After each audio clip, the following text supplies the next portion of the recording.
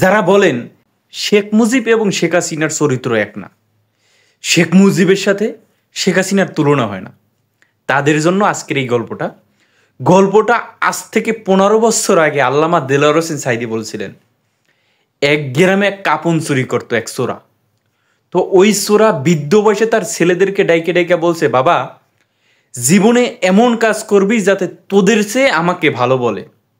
তো ওই চোরায় মারা যাওয়ার পরে সব ছেলেরা পরামর্শ করি না বাবার ওই পেশা ওই কাপন চুরিতেই আবার নিয়োজিত হয়েছে। তারাও গ্রামে কবর থেকে লাশের কাপড় চুরি করত।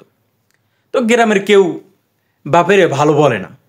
এরপরে সব ছেলেরা আবার একটা মিটিং ডাকলো যে কি করা যায়, কি করলে বাপকে ভালো বলবে।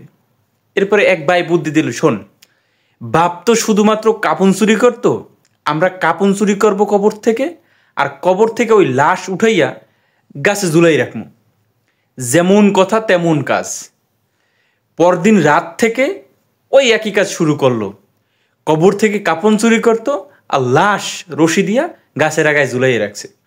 তো এই রাখার পরে এলাকার মানুষ বলতেছে, বাপ তো শুধুমাত্র কাপন চুরি করতো আর এই ছেলেরা তো লাশ ঝুলাই রাখতেছে গাছের ডালে, তাহলে এর চেয়ে তো বাপ ভালো ছিল।